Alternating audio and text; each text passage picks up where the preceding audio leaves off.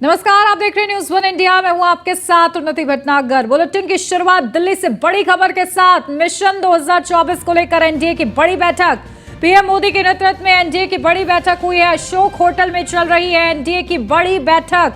तो एनडीए की बैठक में 38 सहयोगी शामिल हुए हैं। अमित शाह, राजनाथ सिंह और जेपी नड्डा मौजूद हैं। संजय निषाद, ओपी राजभर, अनुप्रिया पटेल शामिल हैं। चिराग पासवान ने पीएम मोदी के पैर छुए हैं।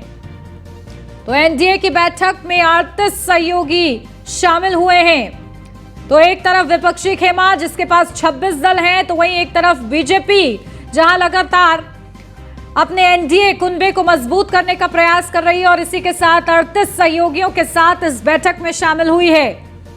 तो बड़ा ये आंकड़ा है एनडीए के पास 38 सहयोगियों का और ये बैठक चल रही है। अमित शाह, राजनाथ सिंह, जेपी नड्डा इस बैठक का हिस्सा हैं। संजय निषाद, ओपी राजभर, अनुप्रिया पटेल भी शामिल हैं। तो चिराग पासवान ने पीएम मोदी के पैर छुए हैं।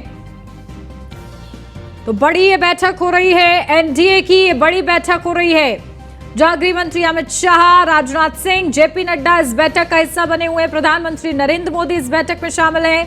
अशोक होटल में ये बैठक चल रही है। बैठक की कुछ खास तस्वीरें भी हम आपको दिखा रहे हैं। बैठक से पहले की ये तस्वीरें हैं, किस तरीके से स्वागत हो रहा है। सभी आपस में मिलते नजर आ रहे हैं। जो 38 दल हैं, जो 38 सहयोगी दल हैं, पीएम मोदी के नेतृत्व में एनडीए की ये बड़ी बैठक चल रही है। 2024 से पहले एक तरफ विपक्षी खेमा जो कि 26 दलों के साथ है और दूसरी तरफ एनडीए 38 सहयोगियों के साथ बड़ी बैठक कर रहा है आज। तो विपक्षी एकता के जवाब में एनडीए का शक्ति प्रदर्शन हो रहा है। तो एनडीए की बैठक में 38 सहयोगी शामिल हुए हैं। अमित शाह, राजनाथ सिंह और जेपी नड्डा इसमें मौजूद हैं। संजय निषाद, ओपी राजभर, अनुप्रिया पटेल शामिल हैं। चिराग पासवान ने पीएम मोदी के पैर छुए हैं। तो देखिए तस्वीरें आपको दिखा रहे हैं जहां एक तरफ एनडीए की ये बड़ी बैठक, तो वहीं आज का दिन बेहद ही खास क्योंकि विपक्षी खेमा भी एकजुट हुआ है और इस दौरान विपक्षी खेमे ने अपने दल को नया नाम भी दे दिया है। लेकिन इस बीच एनडीए की देखिए ये तस्वीरें हम आपको दिखा रहे हैं लगातार, जहां एनडीए अब साथ आया है और करीब 38 सहयोगी दलों के साथ ये बैठक हो रही है। प्रधानमंत्री नरेंद्र मोदी के नेतृत्व में एकनाथ शिंदे के साथ ये तस्वीर देखिए, रक्षा मंत्री राजनाथ सिंह के साथ ये तस्वीर है। तो वहीं जो तमाम बड़े चेहरे हैं वो किस तरीके से नजर आ रहे हैं, इस बैठक की शोभा बढ़ा रहे हैं। एनडीए की ये बड़ी बैठक हो रही है और इस बैठक में चिराग पासवान भी आए हैं। चिराग पासवान ने प्रधानमंत्री नरेंद्र मोदी के पैर भी छुए हैं। तो 26 राजनीतिक दलों के एक तरफ इकट्ठा होने की खबर, तो वहीं उसी के खिलाफ बीजेपी, यानी कि बीजेपी का पूरा कुनबा एनडीए, वो भी अब लगातार अपने कुनबे को मजबूत कर रहा है। ओम प्रकाश राजभर की पार्टी हाल ही में उनके साथ आई है और बड़े चेहरों को लाने का सिलसिला भी जारी है। और इस बीच ये तस्वीरें आपको दिखा रहे हैं कि उस बैठक की तस्वीरें किस तरीके से जो अपने सहयोगी दल हैं उनके साथ घुलते मिलते नजर आ रहे हैं प्रधानमंत्री नरेंद्र मोदी। और ये तस्वीरें बयां कर रही हैं एनडीए के 38 सहयोगियों की कहानी को जो साथ आए एक साथ। अपडेट ले लेते हैं, हमारे संवाददाता पीयूष तिवारी हमारे साथ जुड़ गए हैं। पीयूष, क्या कुछ अपडेट? देखिए एक तरफ 26 दल, दूसरी तरफ 38 और लगातार प्रधानमंत्री नरेंद्र मोदी के नेतृत्व में एनडीए की बड़ी बैठक चल रही, क्या अपडेट? अगर हम बात करें तो एक बड़ी बैठक, चूंकि 25 साल हो गए एनडीए राष्ट्रीय लोकतांत्रिक गठबंधन की, और वो कहीं ना कहीं उसको लेकर एक बैठक चल रही है खासतौर पे तमाम जो एनडीए के घटक दल हैं उनके साथ। लेकिन सबसे खास जो तस्वीर है वो चिराग पासवान और प्रधानमंत्री नरेंद्र मोदी को देखने को मिली। और आपने उस दौर में देखा होगा कि किस तरीके से जब एनडीए के साथ चिराग पासवान उस समय थे पहले इससे, तो उन्होंने कहा था कि प्रधानमंत्री राम है और मैं उनका हनुमान हूँ। और शायद कुछ दिनों के लिए जो हनुमान है वो राम से दूर हुए थे, लेकिन आज की जो तस्वीरें हैं वो इस बात की पानगी दिखा रही है कि किस तरीके से राम और हनुमान मिल रहे हैं। तमाम जो एनडीए के घटक दल हैं उनके जो शीर्ष नेता हैं वो कहीं ना कहीं मुलाकात कर रहे हैं प्रधानमंत्री से। और एक तस्वीर आप देखिए कि कितना खुशनुमा माहौल है, तमाम सहयोगी दलों से वो प्रधानमंत्री बात कर रहे हैं। और निश्चित रूप से ये तस्वीरें एक अलग जो मैसेज है वो देने की कोशिश कर रही है कि सभी जो घटक दल हैं वो साथ हैं भारतीय जनता पार्टी के। और प्रधानमंत्री भी कहीं ना कहीं गर्मजोशी के साथ और चेहरे पर मुस्कुराहट देखिए प्रधानमंत्री की उन सभी लोगों से कहीं ना कहीं मुलाकात कर रहे हैं। बिल्कुल, देखिए बड़ी बैठक है और इस बैठक के जरिए अब किस तरीके से एनडीए अपना रणनीति जो है सेट करती है देखना महत्वपूर्ण रहेगा। ठीक है पीयूष, बहुत शुक्रिया आपका तमाम अपडेट के लिए। तो देखिए एनडीए की ये बड़ी बैठक और ये खास तस्वीरें भी आपको दिखा रहे हैं। तो चिराग पासवान भी इस बैठक में नजर आए हैं।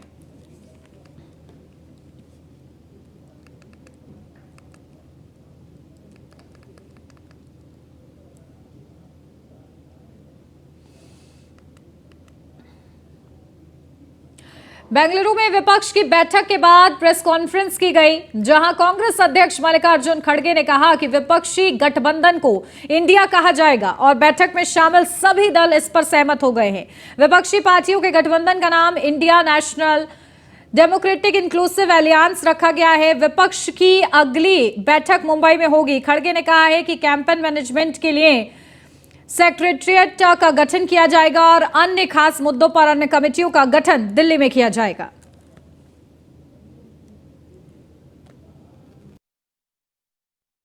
All the leaders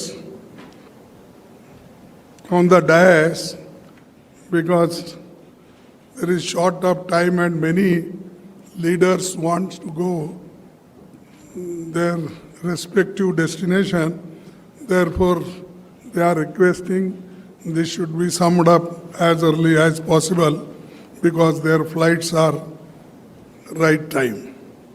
So they will pardon me who are sitting here, whose names I have not mentioned, but still the all 26 party leaders were present in the meeting, including Sonia Gandhi ji, our respected leader, and all senior 26 party leaders, Nitish Kumar, Lalu Prasad, all were there because their flight is in time, they have gone. So friends, this is a very important meeting for the purpose to save the democracy and constitution, and in the interest of people of this country, we have come together, discussed various points, and with one voice people केंद्रीय गृह और सहकारिता मंत्री अमित शाह सहारा समूह की 4 सहकारी समितियों के वास्तविक जमाकर्ताओं का वैध दावा करने के लिए सीआरसीएस सहारा रिफंड पोर्टल को जारी किया। बता दें कि इससे पहले सरकार ने 29 मार्च को कहा था कि सहारा समूह की 4 सहकारी समितियों के करीब 10 करोड़ निवेशकों को 9 महीने के भीतर पैसे लौटाए जाएंगे। यह घोषणा उच्चतम न्यायालय के 5,000 करोड़ रुपए सहारा सेबी रिफंड खाते से केंद्रीय सहकारी समिति रजिस्ट्रार को हस्तांतरित करने के आदेश के बाद की गई थी। सहारा ग्रुप की कोऑपरेटिव समितियों में निवेश करने वाले निवेशकों के लिए आज अच्छी खुशखबरी आई है। सालों से फंसा पैसा अब निवेशकों को जल्दी मिल सकेगा। इसके लिए सहकारिता मंत्री अमित शाह ने मंगलवार को सहारा समूह की सहकारी समितियों के जमाकर्ताओं के लिए पोर्टल लॉन्च कर दिया है।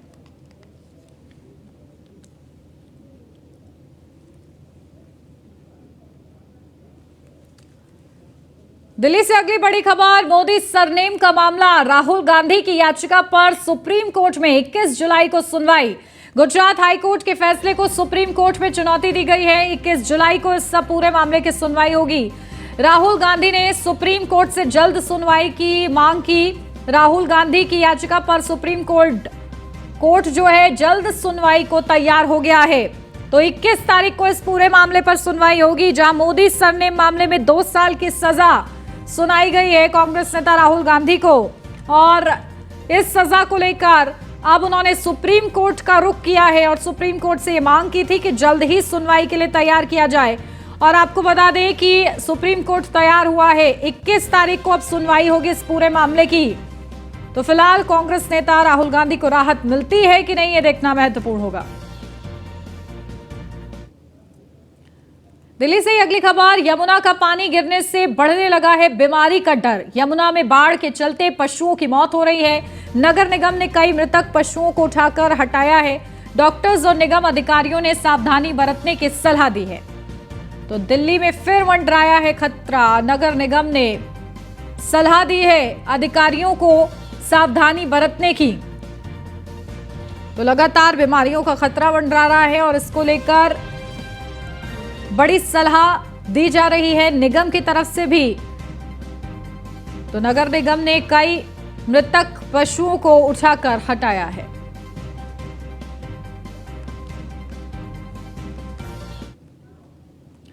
दिल्ली से अगली खबर, एक बार फिर बदला मौसम का मिजाज। दिल्ली में शुरू हुई झमाझम बारिश से तापमान में गिरावट दर्ज की गई है। मौसम विभाग ने येलो अलर्ट जारी कर दिया है। तो दिल्ली में एक बार फिर से मौसम का मिजाज बदला है, झमाझम बारिश हो रही है। मौसम विभाग ने देखते हुए येलो अलर्ट जारी किया है। तो एक बार फिर से दिल्ली के मौसम का मिजाज बदला है, जहां बारिश हो रही है और इसी के चलते तापमान में गिरावट दर्ज की गई है। यहाँ रुक रहे हैं छोटे से ब्रेक के लिए, जल्द हाजिर होते हैं। आप बने रहिए न्यूज़1 इंडिया के साथ। ब्रेक के बाद स्वागत है आपका। बढ़ते हैं आगे। खबर वाराणसी से है, जहां युवा चेतना प्रमुख रोहित कुमार सिंह ने विपक्षी एकता पर हमला बोला है।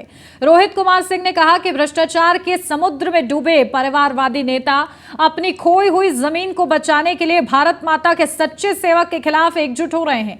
इसके साथ ही उन्होंने कहा है कि 2024 में देश की जनता प्रचंड बहुमत से नरेंद्र मोदी को प्रधानमंत्री बनाएगी। कांग्रेस भ्रष्टाचार की जननी है, देश की जनता इनको मुंह तोड़ जवाब देगी।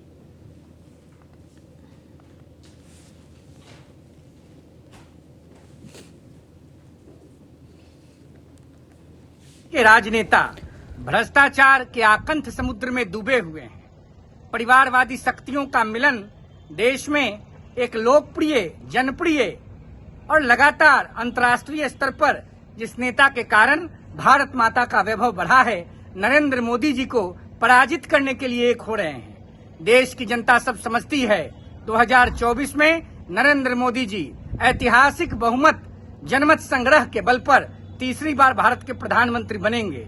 देश में विपक्ष कुछ नहीं कर पाएगा, क्योंकि जनता प्रधानमंत्री नरेंद्र मोदी जी के पक्ष में है। आज अमेरिका के संसद में मोदी के जयकारे लग रहे हैं। आज फ्रांस अपने देश का सर्वोच्च पुरस्कार, सर्वोच्च सम्मान प्रधानमंत्री मोदी जी को दे रहा है। आज देश और दुनिया में भारत माता का झंडा बड़े गर्व और फक्र के साथ लहर रहा है।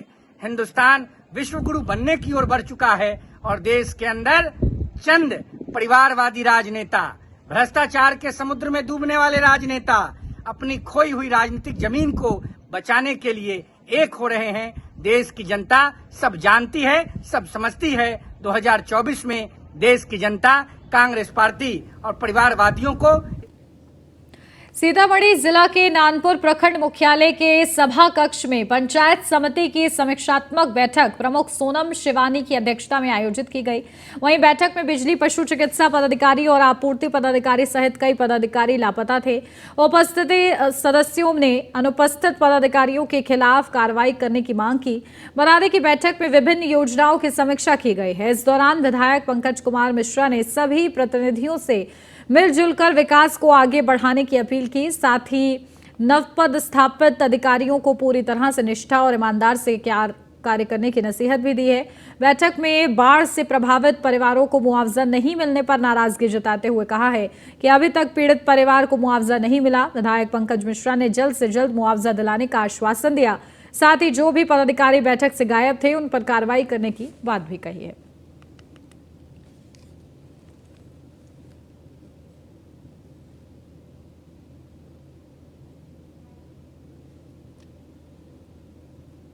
मानवता का दृष्टिकोण नहीं लोग अपनाया, क्षति का आकलन नहीं किया। समझे ना, पंचायत पर इसको ये कर दिया।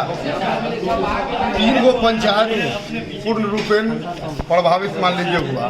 तो मोहनी और पंडौल के जितना जो वार्ड है उतना हमारा अकेले बात में है। तो अब आप बताइए कि जब आबादी अधिक है, दोनों पंचायत के बराबर, उससे भी अधिक आबादी एक पंचायत के है, तो सामान तो हमको अधिक मिलना चाहिए जनसंख्या के अनुरूप, क्षति के अनुरूप। जबकि प्लास्टिक हो या ये हो पंचायत के स्तर पर दिया, इसलिए मुझे घोर कठिनाई, बहुत परेशान, आज लोग भी परेशान है, हम लोग भी।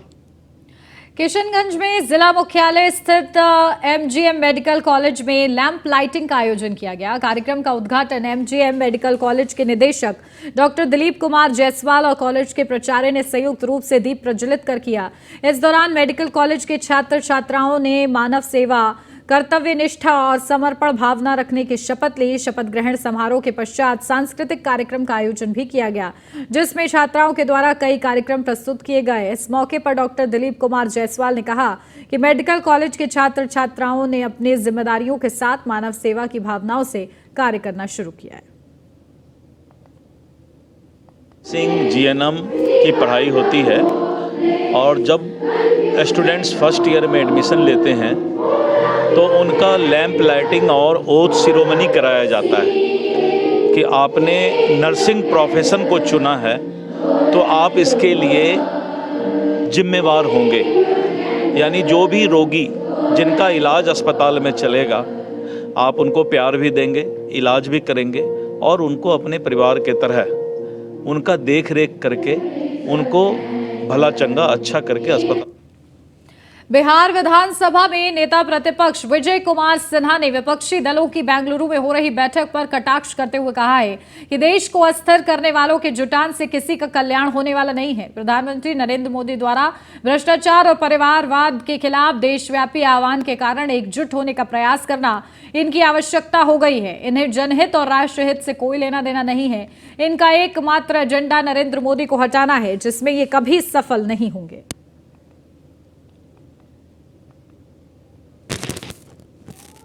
अपने गृह जिला में अपराध और भ्रष्टाचार रोक नहीं पा रहे हैं।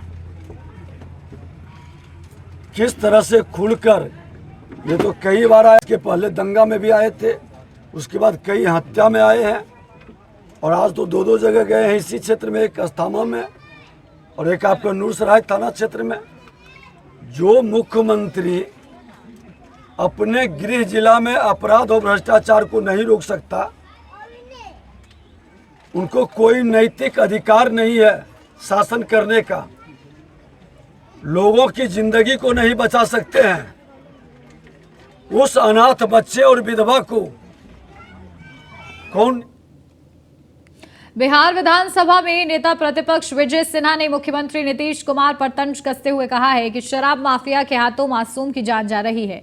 वे विपक्षी एकता की बात कह जनता को गुमराह कर रहे हैं। दरअसल पिछले 7 जुलाई को अस्थावा थाना इलाके के जियर गांव में शराब माफियाओं द्वारा पुलिस मुखबिरी का आरोप लगा युवक की गला रेतकर हत्या के बाद परिवार के सदस्यों को सांत्वना देने नेता प्रतिपक्ष विजय कुमार सिन्हा जियर गांव पहुंचे। इस मौके पर उन्होंने मुख्यमंत्री नीतीश कुमार पर निशाना साधते हुए कहा है कि शराब माफियाओं द्वारा लगातार बेगुनाहों को ही हत्या की जा रही है। मुख्यमंत्री जी, आपके गलत नीति और नीयत के कारण आज रजनीश की मौत हुई। ये दारू माफिया किस तरह से निर्मम हत्या किया है और आपके पदाधिकारी न्याय देने में सक्षम नहीं है। दारू माफियाओं को हर जगह कहीं न कहीं संरक्षित कर रहा है, जिससे इन लोगों का मनोबल बढ़ रहा है और पूरे दारू माफियाओं का आज आपके पुलिस प्रशासन पर।